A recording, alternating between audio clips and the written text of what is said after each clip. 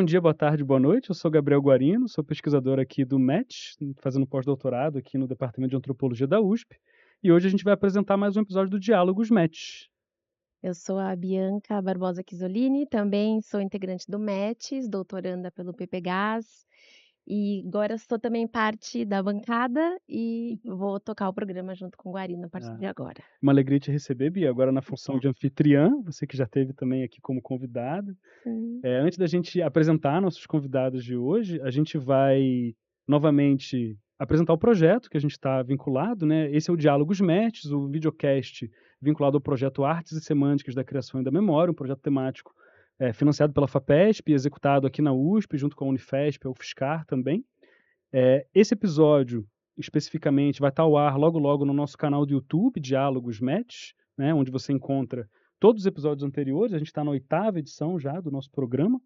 E a gente, antes de começar, vale agradecer especialmente a equipe técnica do projeto, ao Nelson, a Cristiane, e também a Luanda, que está aqui hoje com a gente no backstage da gravação, a equipe técnica do estúdio da FEFELESH, especialmente ao Veloso, ao Otávio, ao LISA, o Laboratório de Imagem, Som e Antropologia, e ao Departamento de Antropologia aqui da FEFELESH USP.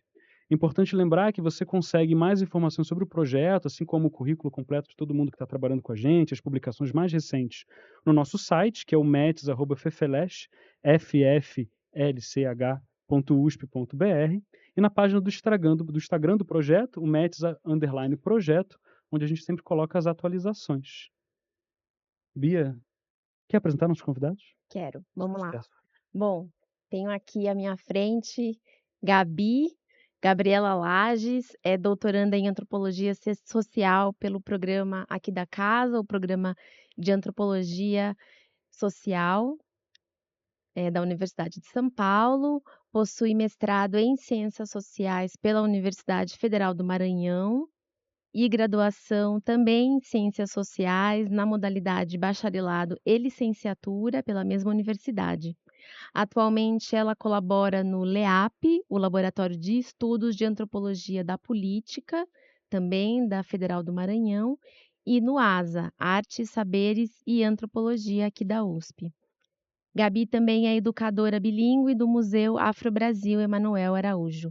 Obrigada, Gabi, pela sua presença. Obrigada a Seja vocês pelo bem-vindo. convite. Bem, vou apresentar o nosso outro segundo convidado de hoje, né, o Dé Leonel Soares, que a nossa audiência já conhece por ser também um dos anfitriões aqui do programa, né, hoje na função de convidado. O Dé é transmasculino, doutor e mestre em arqueologia pelo Museu de Arqueologia e Etnologia, o MAI, aqui da USP, e pesquisador associado ao Laboratório de Estudos Interdisciplinares sobre Tecnologia e Território, o LINT-MAI da USP. Ele também é um pesquisador em pós-doutorado aqui no MEDES, com bolsa FAPESP. Seja muito bem-vindo, Dé. Obrigado. Bom, vamos então iniciar esse diálogo. Gostaria que vocês começassem contando um pouco sobre o tema da pesquisa de vocês e como é que as noções tão caras para esse projeto, né, as questões de criação e de memória, atravessam o contexto de pesquisa de cada um de vocês. Ah, então, desde o mestrado, em meados de 2017, eu tenho pesquisado no Centro Histórico de São Luís, Maranhão. Para quem não sabe, o Centro Histórico de São Luís vai ter uma quantidade significativa, né, de casarões tombados em diferentes instâncias, né, federais, estaduais, pelo IPHAN, reconhecida como Patrimônio da Humanidade pela Unesco, né. E nesses casarões, eu tenho me dedicado a pensar sobre presenças que as pessoas comumente narram, que são chamadas de visagens, né. As visagens, elas povoam, de alguma maneira, o imaginário ali daquele espaço dos casarões, dos sobrados antigos. As pessoas comentam sobre elas, falam o que sentem, o que e como sentem. E desde então tenho feito essa pesquisa, onde a maior parte dos meus interlocutores são os vigilantes, né, quem vigia os casarões, né. Eh muita das vezes em museus, em bibliotecas, teatros, espaços culturais. Então, tenho feito essa etnografia onde eu, eh, sigo esse percurso desses trabalhadores diurnos e noturnos, né. E muito porque eles Eles são como narradores oficiais das experiências com as visagens, né, naquele espaço do centro histórico, né? Todo mundo me recomendou desde o começo ir até eles e assim eu fiz, né? Hã, e para a tese eu abri novamente o leque de lugares, né, fui para pousadas, conversei com pessoas que estavam ali, né, morando temporariamente, com transeuntes, passageiros ali, né, na cidade. Voltei para os moradores, que foi de onde eu comecei também, né. Essa pesquisa, acho que vale dizer, ela começa com uma preocupação envolvendo moradia no centro histórico, né. Foi assim que eu cheguei nas visagens, né. Era um projeto financiado pela Fundação de Amparo à Pesquisa do Maranhão, onde o interesse era saber sobre moradias formais e informais. E ali eu comecei a ouvir sobre as visagens, né, sobre as coisas que as pessoas escutam, sentem, e me dediquei a pensar sobre elas, né. Sobre memória, criação, acho que vai aparecer de diferentes lugares nessa pesquisa, mas de alguma maneira eu tenho pensado que as visagens elas abrem questionamentos sobre memória, um tipo de memória histórica, uma memória sensorial, elas estão perguntando coisas, né, o que afinal querem dizer as visagens, né. É algo que eu tenho pensado, né, quais são os efeitos dela, o que que elas fazem, movimentam, né, nesse lugar. E elas fazem criando coisas, né, diversas coisas, né, relações, composições, aprendizados, né, que eu acredito que depois eu vou falar um pouco mais. Bom, acho que pegando esse gancho de falar um pouquinho da trajetória da gente, né, da construção de uma pesquisa, assim, né, eu começo, enfim, né, eu sou arqueólogo de formação, então eu começo ali no mestrado trabalhando com cerâmica mochica, né, que é uma cerâmica associada aí a um povo que habitou a costa norte peruana ali dos anos 100 antes de Cristo até 800 depois de Cristo, mais ou menos assim. E eu começo com um trabalho um pouco mais tradicional, assim, de estudo iconográfico, que eu estava interessado nessas figuras relacionadas ao curandeirismo, ao xamanismo, que apareciam na cerâmica ritual e na iconografia, que a iconografia mochica ela é uma iconografia muito rica, assim, é quase um gibi mesmo, assim, contando cenas e detalhes, enfim. E durante o mestrado eu entendi que existiam curandeiros, de fato, nos dias atuais que usavam a cerâmica arqueológica para os seus rituais. Então, aquilo para mim foi uma explosão, assim, né, de tipo: "Não, tô trabalhando aqui com essas imagens desses curandeiros, e a gente tem curandeiros que estão usando essa cerâmica", né, então para mim fechou um ciclo, assim, da ideia, e eu terminei o mestrado super interessado com essa ideia de fazer um trabalho mais etnográfico e pensar esses outros usos da cerâmica, né, essas outras vidas das coisas e dos vestígios arqueológicos. E aí eu começo o doutorado, então, pensando uma etnografia arqueológica, que é uma área de trabalho que está interessado em entender como que temporalidade e materialidade se cruzam. Então, como que a gente pode pensar as múltiplas temporalidades e as vidas das coisas, não só o que que as coisas foram no seu passado, mas o que que as coisas continuam sendo e qual é a agência, qual é a vida dessas coisas no presente, né? Então, é uma área interdisciplinar que tá tentando entender um pouco essas correlações, né? E aí eu fui fazer um trabalho com os maestros curandeiros na costa norte peruana também, e com os vaqueiros, né? Que de um jeito muito generalista, assim, numa tradução muito simplista, assim, os vaqueiros são saqueadores de tumbas, assim, né? Eles são é a galera que faz o trabalho de coleta ilegal de material arqueológico e responsável pela venda desse material em mercados, principalmente o mercado internacional, né? Então eu fui trabalhar com esse pessoal para entender o que que era essa cerâmica arqueológica, né? E nessa cerâmica arqueológica ali, nesse contexto, ela é conhecida como Wako, né? E o Wako, ele deixa de ser simplesmente um vestígio do passado para se tornar um ser outro que humano super poderoso que atua junto com os curandeiros nesses rituais, principalmente de cura, de amarre de casal, enfim, tem várias possibilidades de feitiços aí que eles estão que eles trabalham com essa cerâmica, né? E eu terminei o doutorado muito interessado nessa materialidade que permeia a prática do curandeirismo, assim. Então, obviamente, o curandeirismo maneja muitas coisas imateriais, espíritos, enfim, mas também tem uma materialidade muito presente. Eh, então, pensando principalmente como que os curandeiros constroem as mesas, né? As mesas de curandeiros são esses agenciamentos de seres muito heterogêneos. Então, você vai ter desde peças contemporâneas que ele pode ter comprado no mercado, até cerâmicas de Raríssimo. centenas de anos de antiguidade, né? Crânios humanos, ossos, uma série de outros objetos que ele vai colecionando durante a vida dele para criar isso que ele chama de mesa. E é com essa mesa que ele vai criar esse agenciamento para poder causar afetos como morte, vida, cura e por aí vai, né. Então eu estou muito interessado em entender a materialidade dessas mesas, né, entender o que que elas conseguem fazer e como que elas são feitas. Então como que o maestro passa a vida nesse processo de curadoria, selecionando esses seres que vão compor a mesa, mas como que a mesa também está criando o maestro curandeiro, né. Então, Hum. num processo mútuo aí, uma cocriação entre mesa e maestro, assim. E aí eu acho que principalmente o conceito, né, a ideia de criação, ela permeia a pesquisa o tempo todo, assim, né, e acho que com os maestros curandeiros eu consegui aprender outras noções de criação, né, que tem a ver, com muito com o que a gente discute dentro do projeto, né, um pouco essa ideia de contaminação criadora, de uma criação que se dá a partir de contaminações e não, a partir dos modelos que a gente já tem muito fechado, assim, na nossa ideia, né, então eu estou muito interessado em pensar esses outros processos de criação, por exemplo, falando dos wacos ou da cerâmica, né, é muito interessante porque para os curandeiros importa muito menos esse modelo ilemórfico do momento em que alguém foi lá, moldou a argila, queimou a peça e fez a cerâmica, e importa muito mais o momento em que a cerâmica ficou centenas de anos enterrada na terra, com as pessoas que se enterraram com ela, Sim. e é ali que se dá um processo de criação por contaminação dessas substâncias, da cerâmica ter testemunhado, o desfazer do corpo do morto, absorvido essas substâncias e mais uma energia que vem da própria terra, assim. Então, tem um processo de criação muito interessante que está acontecendo aí, né? Eh, e também a ideia do próprio curanderismo, ele se dá a partir da ideia de criação de alianças, né.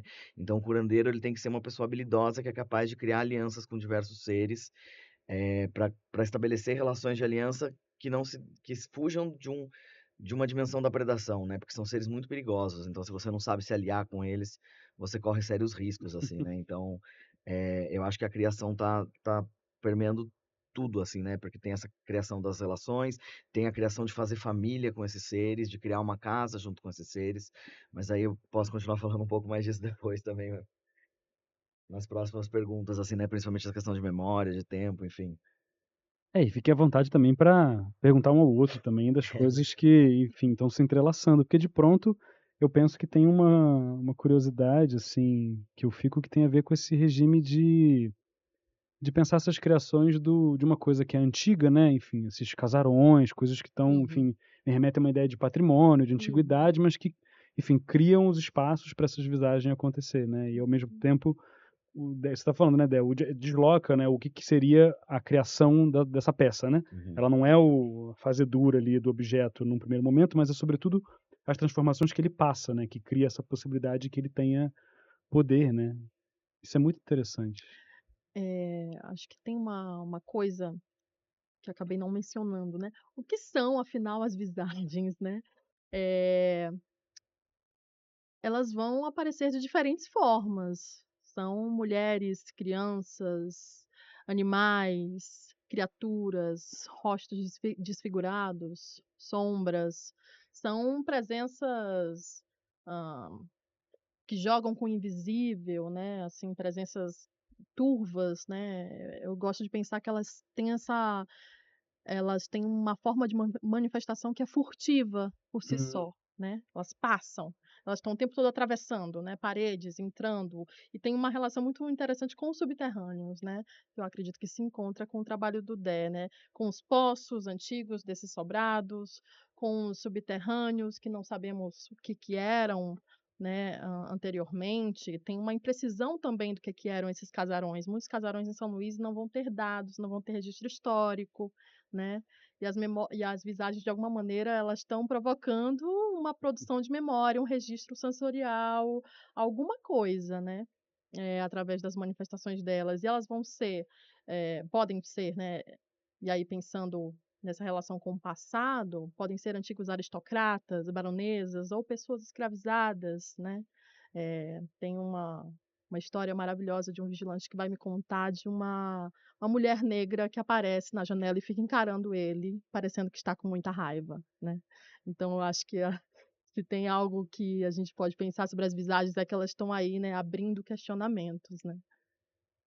E eu acho interessante, relacionado com isso que você falou, né, é de pensar essas outras vidas, né, das coisas antigas, dos lugares antigos, né, porque a gente tem uma narrativa que é histórica, ou a do patrimônio, que congela aquela aquele objeto ou aquela casa, enfim, no tempo, né, como se a vida daquilo fosse Sim. relacionada a esse uso primeiro da construção, da feitura, e que aquilo vale mais do que qualquer outro tempo, né? Então, a arqueologia é uma ciência que vai dar uma primazia para esse primeiro momento de vida das coisas, assim como a história, enfim, a ideia de patrimônio, né? Sim. Você está escolhendo um momento da vida dessa coisa para que aquele seja a narrativa oficial sobre aquilo, né? E eu acho interessante porque quando a gente começa a aproximar, por exemplo, a arqueologia da etnografia, da antropologia, a gente começa a abrir um leque de possibilidades de muitas vidas, né? E não são vidas excludentes, não é porque uma cerâmica arqueológica ela é um vácuo para um curandeiro que ela deixa de ser cerâmica arqueológica e vice-versa, né? Eu acho que como as coisas e esses lugares antigos têm essa capacidade de acumular essas muitas vidas, né? Essas muitas experiências, essas vidas todas vão se acumulando e se condensando nessas coisas, e aí essas muitas possibilidades vão se atualizando também conforme as relações onde esses seres e coisas vão se envolvendo, assim, né? Então acho que Sim. é legal pensar esse acúmulo de vida também que tem não só um momento recortado, né, na vida.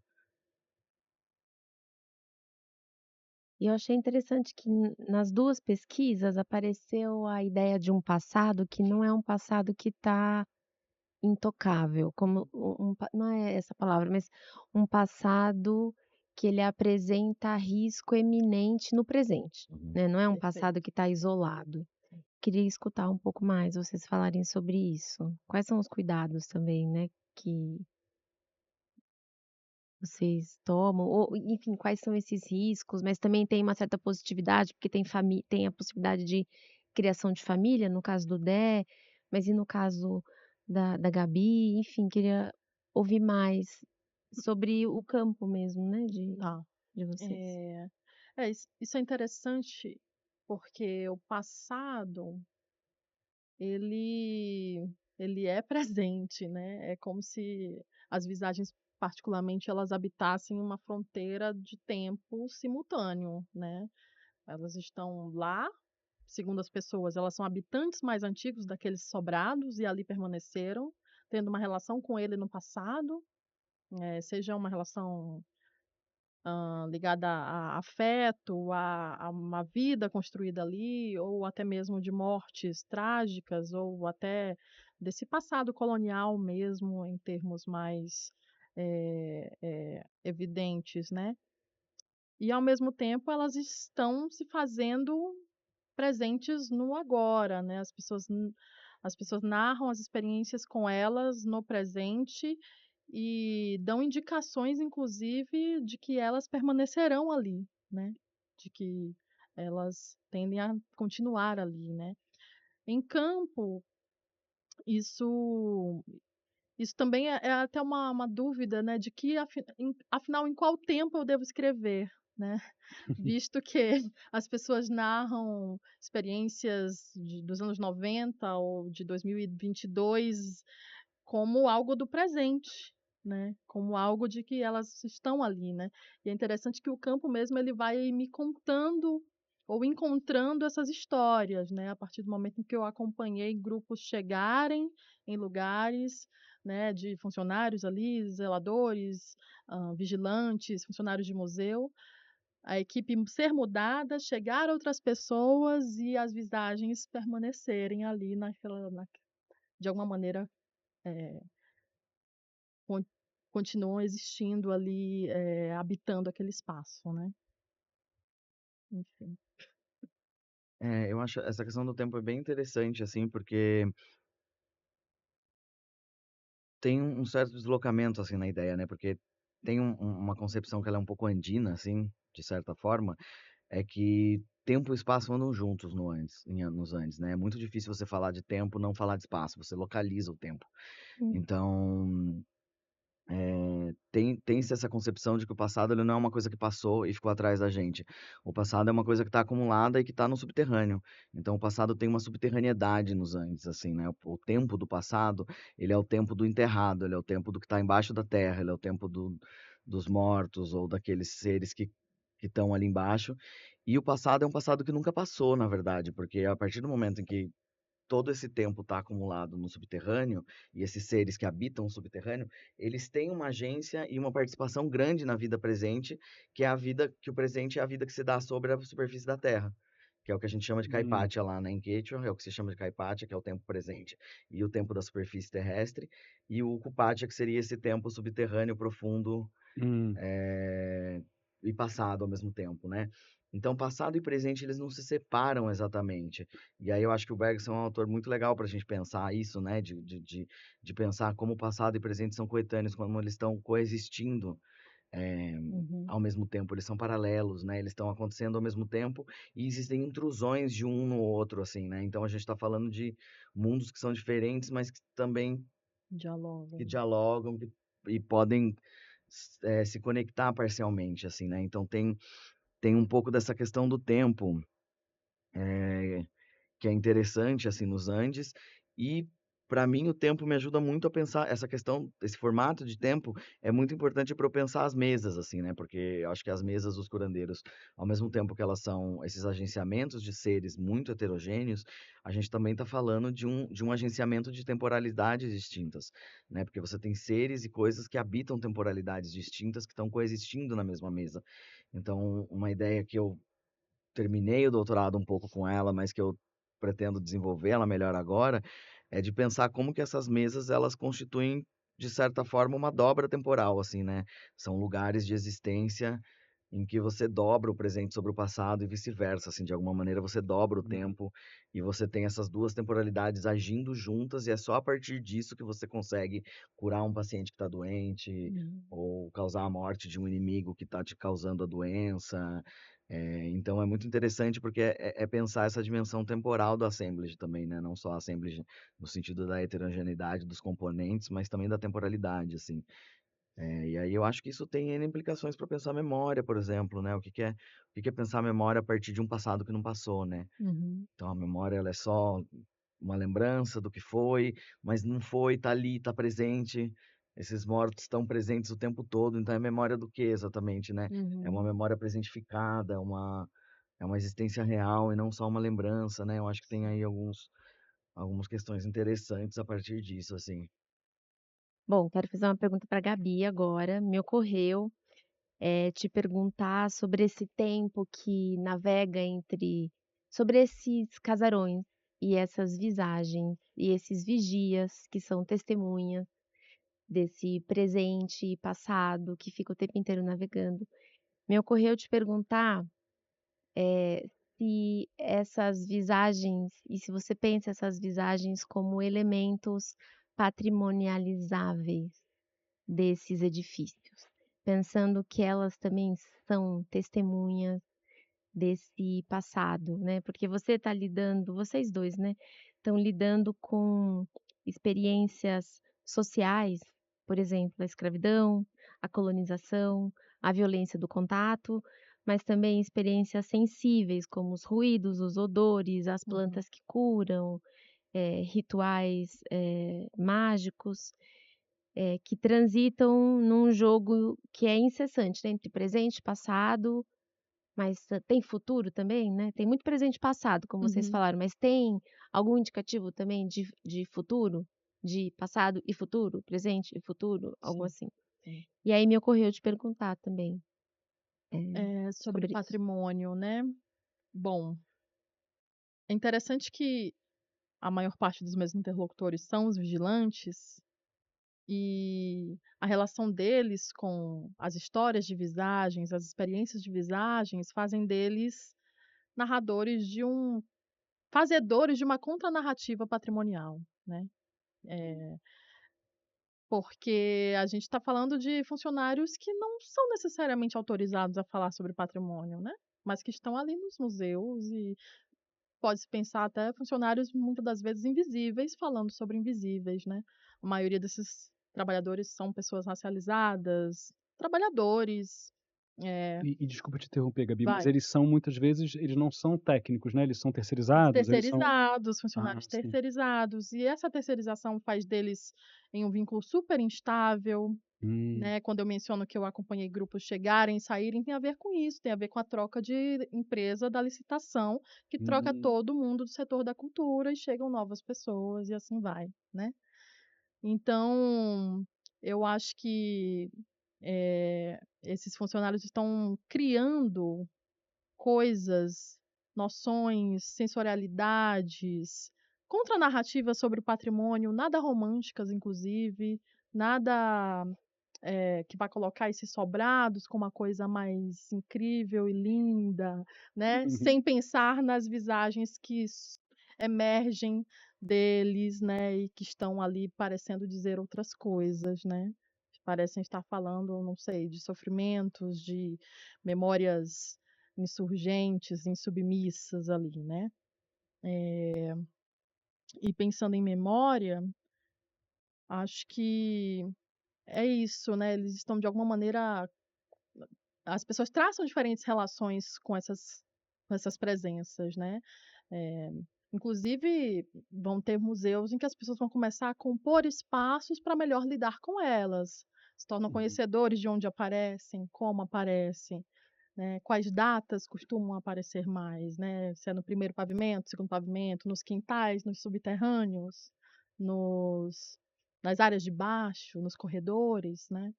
E então as pessoas começam a compor ali de alguma maneira formas de lidar, né, com substâncias, podem ser água, vela, alho, ou fazer orações, ou proferir palavras, pedir licença, né? O que é de alguma forma uma maneira de traça um relacionamento de pode ser de cuidado, pode ser de contenção, né? Mas quando as visagens param de aparecer, e aí eu dou a deixa para pensar em futuro, as pessoas sentem falta delas, né. Então e normalmente isso é quando há reformas nos casarões, né. Eu acho que pen pensando um pouco essa questão do patrimônio, assim, eu acho interessante porque esses outros seres, né, essas aparições, eles excedem essa ideia de patrimônio também, né. Tem uma tem algo extrapolam aquilo, assim, e tem uma eu acho que também essa ideia de que Gabi falou de contranarrativa, assim, é bem interessante porque, eh, acontece muito isso também nas narrativas dos curandeiros, né, nas histórias que são contadas. Os sítios arqueológicos, os cerros, que são essas montanhas baixas que tem na costa norte, assim, eles são habitados pelos chamados gentiles. E esses gentiles, eles recebem esse nome porque a gentilidade é algo que se dá pela ausência do batismo. Então, eles não foram batizados, Hum. portanto, eles são gentiles, né? E, enfim, a gente tem uma narrativa oficial do que são esses gentiles, né? No sentido da arqueologia, são povos passados que habitaram o lugar, construíram suas huacas, seus lugares de moradia, fizeram seus sepultamentos, deixaram sua materialidade, né? E tem ali na narrativa dos maestros curandeiros, principalmente, uma ideia muito interessante de que os gentiles eles eram rebeldes, assim. Então, quando os espanhóis chegaram na invasão Ah, espanhola, eles, para fugir da invasão e para fugir do catolicismo, porque eles não queriam se converter, eles abriram grandes buracos e se enterraram vivos. tem uma recusa ali. Tem uma recusa total e absoluta, assim. Então, eles abriram seus buracos ali, embaixo das huacas, enfim, e eles se enterraram vivos com todas as suas coisas. Então, isso é muito interessante, porque também, ao mesmo tempo, isso cria essas pessoas que se enterraram vivas, elas devêm gentiles em algum momento, assim, não é porque elas não estão exatamente mortas. Ninguém fala dos gentiles Hum. como mortos. Não Interessantíssimo. foram pessoas que morreram e foram enterradas. Eles foram pessoas que se enterraram vivas num processo de rebeldia, de recusa, e que devêm gentiles depois de muito tempo e são seres que estão ali vivos, andando, né? Então tem essa dimensão muito próxima também, né? Não são exatamente casarões, mas são sítios arqueológicos. Sim. Então, e você tem seres e aparições ali que estão o tempo todo também aparecendo. E tem muito essa questão dos vigias também lá, aparece Hum, muito, porque tem os vigias nos sítios arqueológicos, e eles falam sobre animais de ouro que saem de dentro das vacas, interessantíssimo. mulheres, homens que andam durante a noite, Hum. e de uma afetação de uma tentação também nesse sentido, porque eles falam que é muito perigoso. A pessoa vê um pato, um carneiro de ouro e ela vai atrás para tentar capturar aquele animal, pois ele é de ouro, então isso é riqueza, e a pessoa acaba presa dentro da waka, né? Ela se perde dentro do encanto e ela não consegue mais sair de lá. Então tem uma série de um processo de sedução desses seres para atrair as pessoas para dentro da waka, do sítio arqueológico, e são histórias que aparecem muito pelos vigias também, né? Que são as pessoas que têm que passar a noite ali e que se deparam com muitas dessas aparições, assim, né? Então é interessante que isso extrapola o patrimônio também, é mutável, né? Tá vivo. Mas você acha que, por exemplo, essa questão dos vigias, assim, desse contato, você acha que tem a ver com serem pessoas que têm esse contato com os lugares numa temporalidade noturna?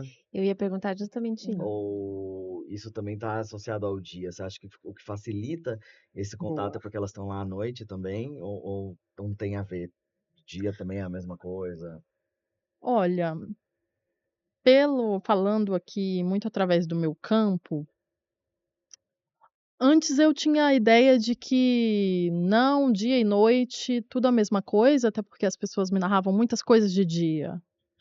Mas com o tempo, com uma outra temporada longa de campo, eu comecei a pensar sobre a noite, né.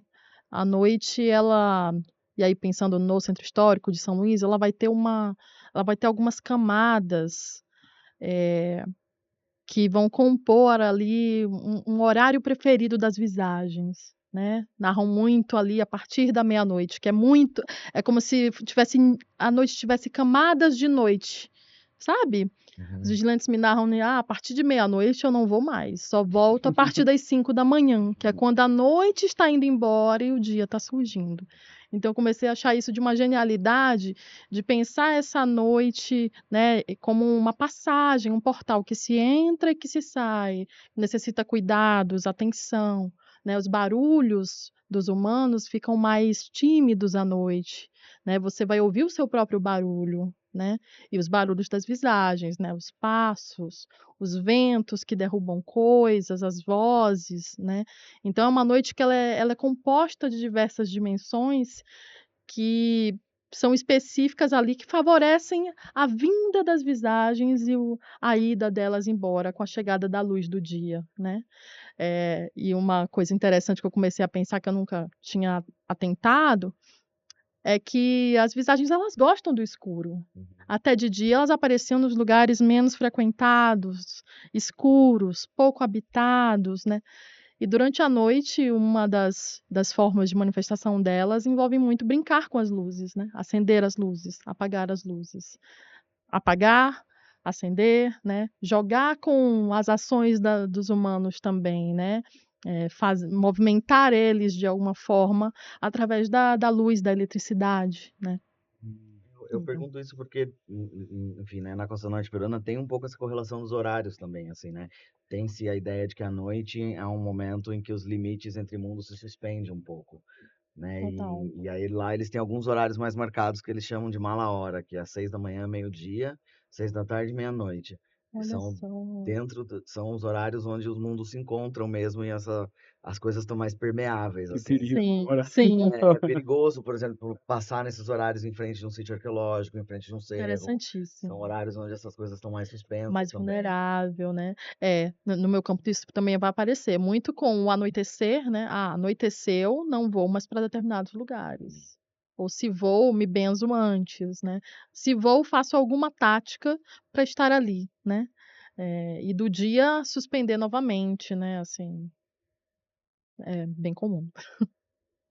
Eu queria perguntar para vocês um pouco sobre uma questão que a gente poderia dizer que é metodológica, assim, mas fiquem à vontade para abordar tanto de um caminho mais assim teórico, metodológico, tanto quanto uma coisa mais método mesmo, no sentido da fase dura da pesquisa, porque vocês estão em fases de pesquisa muito distintos, né? Quer dizer, não muito, mas assim, a Gabi está finalizando o doutorado, né? Escrevendo, enfim, acabou de fazer uma outra visita de campo esse ano, né? Um pouco já nesse processo de escrita, e o Dé já está no pós-doc com uma outra relação também de um campo um pouco mais familiarizado também, né?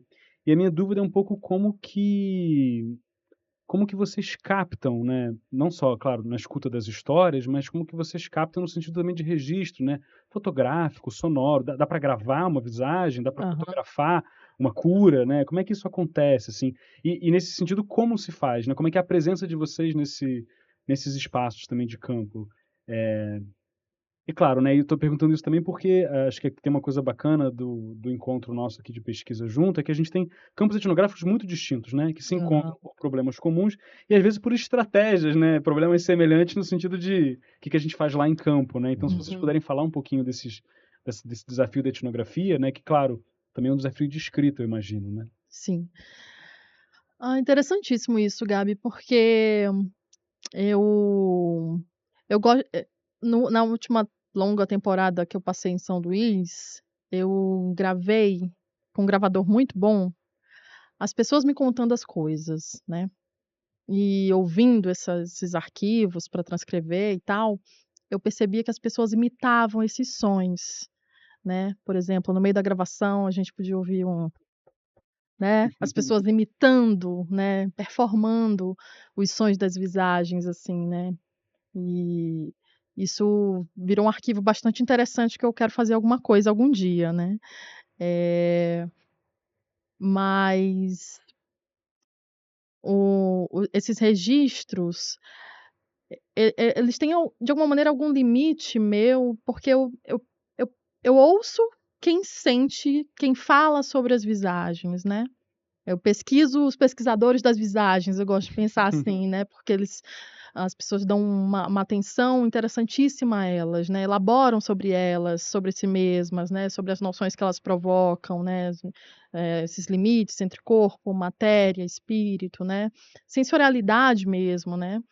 Hã, então, eu tenho feito esses arquivos sonoros, né, e cada vez que eu vou tento fazer algum também, uma conversa nova ou não, que eu acredito que só funcionam através do som, visto que o som é a forma mais comum, que as visagens se manifestam, né. Apesar de se chamarem visagens, né. Exatamente, apesar de visagem remeter Não remeter ao ver, não são visagem, sonsagens, né. não são sonsagens. Apesar disso, o som é uma manifestação por excelência delas, né, elas gostam de barulho, elas fazem barulho, elas não deixam dúvidas, né, isso é muito interessante. E aí são sons diversos, né, desde vozes, cantos, sussurros, instrumentos, tambores, né, são um povoamento de sons, que as pessoas costumam me narrar, né. Acho que tem várias questões, assim, né? Pensando primeiro nisso que você falou da gente em campo, assim, né? Isso é bem interessante porque trabalhar com curandeiros é um limite em que você nunca é, você não consegue ser simplesmente arqueólogo, antropólogo. Você vira paciente em algum momento, você é sempre um paciente potencial, assim. Então, até o seu demonstrado interesse naquele assunto, ou é porque você está precisando de ajuda, ou porque você quer ser curandeiro. Então, tem sempre esse lugar dúbio, assim. Interessantíssimo. E aí Uhum. sempre tem esse momento da conversa em que sou eu que estou fazendo as perguntas e conversando, mas tem sempre esse momento em que o jogo vira e eles começam a me perguntar coisas da minha vida. Não, mas você não tá com nenhuma dor, você não tá sentindo nada, o que que você sentiu quando você chegou? E começam a diagnosticar, prospectar coisas em mim que possam ser sintomas de problemas que eu tô vivendo e que podem precisar da ajuda deles para ser resolvido, assim. Então é muito comum as minhas conversas com curandeiros terminarem em consultas, assim. É muito comum eu estar participando de uma mesada e terminar fazendo uma limpa em mim, porque tem sempre esse momento e é muito, você não consegue mesmo estabelecer esse limite, assim. Então, você é sempre um paciente potencial, assim. Eu acho isso bem interessante, assim, né? E aí eu acho que tem uma questão complexa também, né? Porque é isso, meu trabalho é um trabalho sobre materialidade, mas que também tem muito de material nele, assim, né? Então você tem toda a materialidade da mesa e das coisas que estão sendo usadas, mas você tem toda essa imaterialidade desses espíritos, desses seres que estão ali se manifestando. É, e, e, e que é muito complicado, assim, né? Porque eu estou num momento justamente de pensar essa questão da sensorialidade, assim, na pesquisa etnográfica, porque o que é fazer uma etnografia quando o sentido da visão, ele não é o sentido principal? Porque isso acontece muito comigo, né? As cerimônias, os rituais são todos à noite, basicamente sem nenhuma fonte de De luz luz. ou uma luz muito fraca. Então você não enxerga mesmo quase, você enxerga pouco do que está acontecendo, você consegue até enxergar, mas registrar isso em foto é muito complexo, registrar isso em vídeo também não faz muito sentido, é dificílimo captar isso, esse nível de imagem. Tem uma outra questão da visão, porque os rituais geralmente eles funcionam sob a ação do São Pedro, que é um cacto psicoativo, né? Então, o que o curandeiro e os pacientes que tomaram São Pedro estão vendo é muito diferente daquilo que eu estou vendo. Então, eu também não consigo acessar o que eles estão vendo desses espíritos ali, e isso, capturar essas imagens, impossível, e acessar isso também é só a partir desse consumo do São Pedro, né?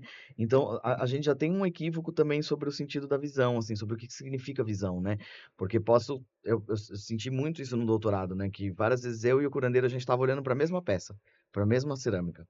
Só que eu via uma coisa e ele via uma coisa completamente diferente, né? Então, eu estava vendo uma cerâmica globular, com tal iconografia, nananã, de tal período, não sei o quê, e ele estava vendo o espírito daquela cerâmica. Ele conhecia o ser que era aquela cerâmica.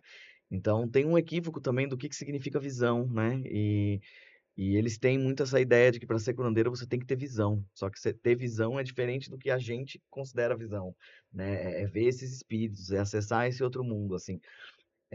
E aí a questão da sensorialidade, ela tá vindo bem forte, assim, porque pensar também quais são os outros sentidos que são ativados na prática e nos rituais de curandeirismo, né?